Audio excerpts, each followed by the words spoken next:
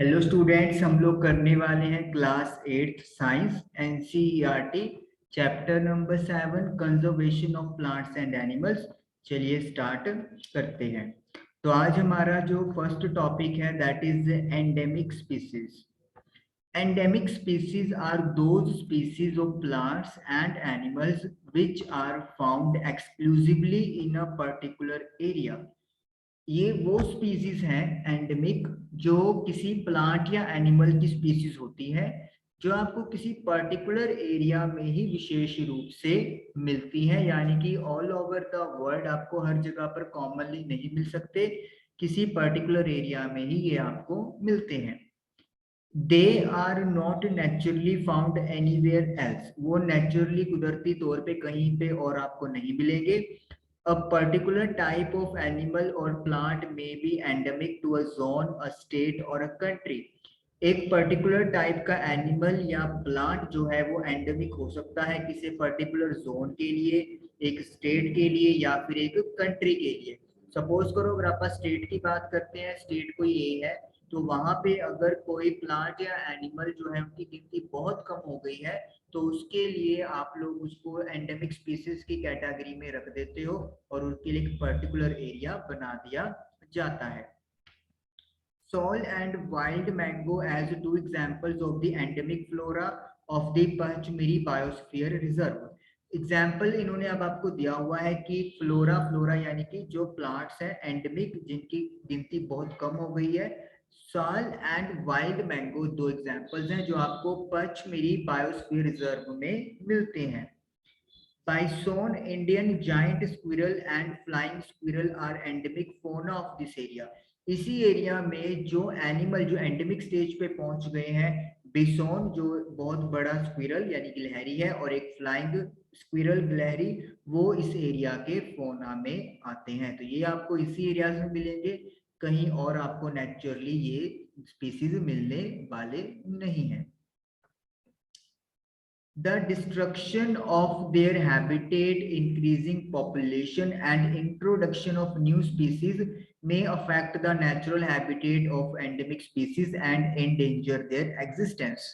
कहता है उनका जहां पे आवास था, जहां पे वो रहते थे, उसको नष्ट करना, बढ़ती हुई जनसंख्या और नई स्पीसीज का इंट्रोडक्शन होना, उससे उनका नेचुरल हैबिटेट जो था वो हो सकता है उस पर असर पड़ा हो, जो स्पीसीज एंडेमिक है, और इससे उनकी जो एग्जिस्टेंस है वो खतरे पे आ गई है।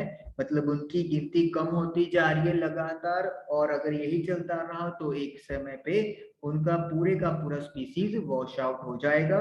सभी जो ऑर्गेनिजम्स हैं उस स्पीसीज के वो मर जाएंगे। तो they are endemic species. Now species की बात करेंगे कि what is species. Species is a group of population which are capable of interbreeding. Population का एक ग्रुप जिसको स्पीसीज बोलेंगे वो ये होता है जो आपस में ब्रीड कर सके, यानी कि नेक्स्ट जनरेशन प्रोड्यूस कर सके। This means that the members of a species can reproduce fertile offspring only with the members of their own species. इसका मतलब ये हो गया कि एक स्पीसीज के मेंबर सिर्फ अपनी स्पीसीज के दूसरे मेंबर्स के साथ कोई नेक्स्ट नया ऑर्गेनिज्म प्रोड्यूस कर सकते हैं, ऑफस्प्रिंग, नेक्स्ट जनरेशन या नया जनरेशन, नया बच्चा भी आप बोल सकते हो। And not with the member of other species, लेकिन वो दूसरे स्पीसीज के किसी और मेंबर के साथ नया ऑर्गेनिज्म प्रोड्यूस नहीं कर सकते। Members of species have common characteristics. अगर किसी स्पीसीज के मेंबर्स की बात करोगे तो उनके जो कैरेक्टरिस्टिक्स होंगे वो कॉमन होते हैं, वो मिलते हैं। जैसे ह्यूमन एक स्पीसीज है, उसी तरीके से आप बोल सकते हो कि जो डॉग है वो एक स्पीसीज है। तो इनके मेंबर्स जो होते हैं वो आपस में कैरेक्टरिस्टिक्स कॉमन रखते हैं, लेकिन किसी और स्पीसीज के साथ ये रिप्रोडक्शन नहीं कर पाते। वाइल्ड लाइफ सेंचुरी, किलिंग जिसको पोचिंग बोला जाता है और capturing animals in general is strictly prohibited and punishable by law in such places. Wild life sanctuary यानी ऐसी जगहों पर जानवरों को मारना या उनको पकड़ना बहुत सख्ती से मना होता है, और अगर ऐसा कोई करता है तो उसको पुनिश किया जाता है कानून के द्वारा। Wildlife sanctuaries like reserve forest provide protection and suitable living conditions to wild animals. Wild life sanctuary जैसे कि जो फॉरेस्ट रिजर्व होते हैं वो सुरक्षा देते हैं और जिंदा रहने के लिए सूटेबल कंडीशन प्रोवाइड करते हैं वाइल्ड एनिमल्स को. People living in wildlife sanctuaries are allowed to do certain activities such as grazing by their livestock, collecting medicinal plants, firewood, etc. जो लोग वाइल्ड लाइफ सेंचुरीज में रहते हैं वो कुछ एक्टिविटीज कर सकते हैं, जैसे कि वो अपने जानवरों को चरा सकते हैं वहां से ऐसे प्लांट्स को इकट्ठा कर सकते हैं जिनकी मेडिसिन बन सकती है, और लकड़ी का वो यूज कर सकते हैं एज अ फ्यूल पालने के लिए. तो ये जो लोग उधर रहते हैं, बाहर से लोग नहीं, जो लोग उधर रहेंगे सिर्फ वही इन चीजों को यूज कर सकते हैं, तो उनको इसकी परमिशन होती है. Some of the threatened wild animals like black buck, white-eyed buck, elephant, golden cat, pink-headed duck, gharial, marsh crocodile, python, rhinoceros, etc. are protected and preserved in our wildlife sanctuaries.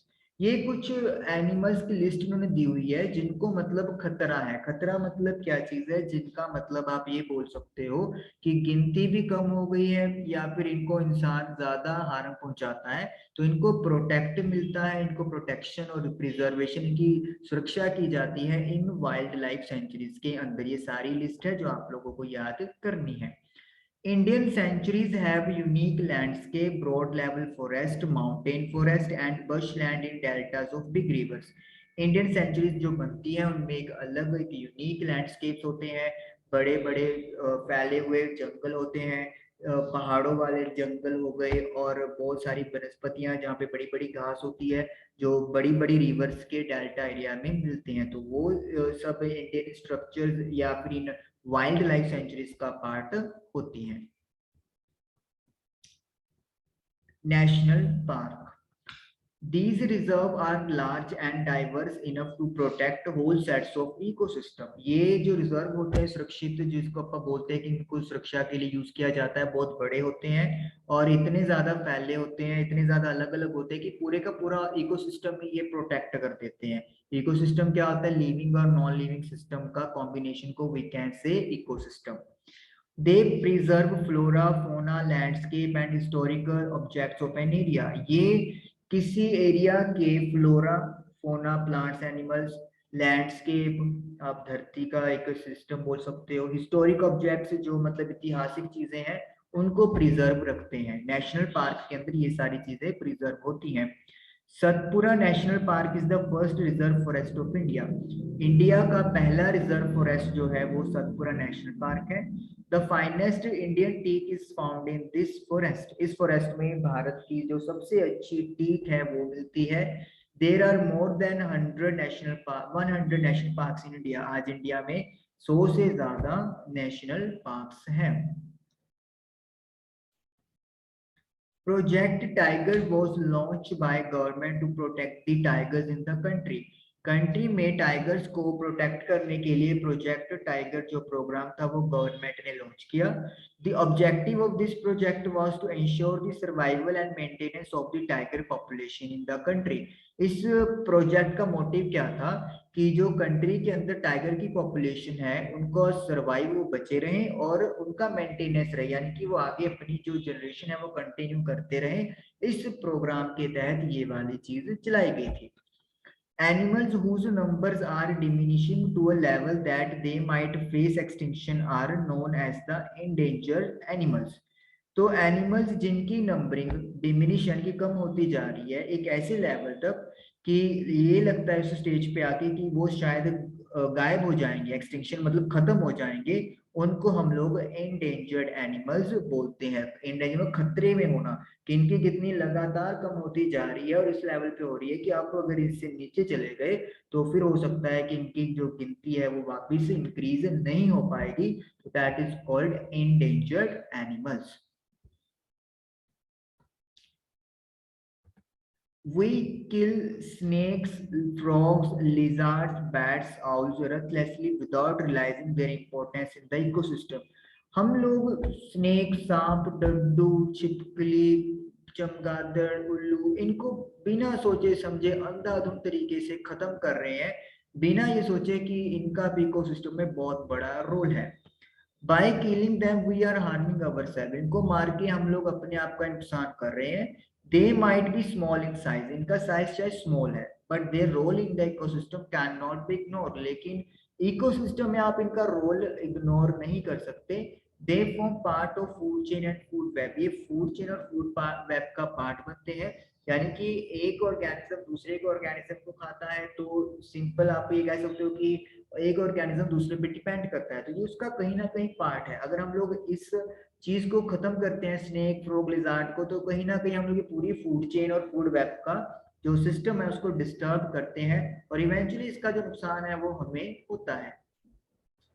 An ecosystem is made of all the plants, animals, and microorganisms in an area, along with non-living components such as climate, soil, river delta, etc.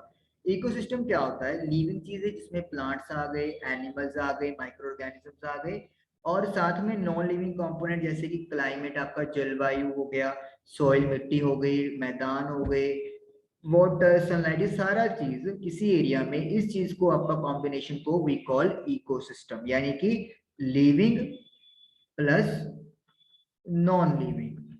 आप आगे पढ़ोगे, living को biotic components बोलते हैं और non living को non biotic components बोलते हैं। तो इनके कॉम्बिनेशन को किसी पर्टिकुलर एरिया में वी कॉल इकोसिस्टम। तो आज हमारे पास जो क्लास है वो यहीं तक थी। आई होप कि आप लोगों को समझ में आया होगा।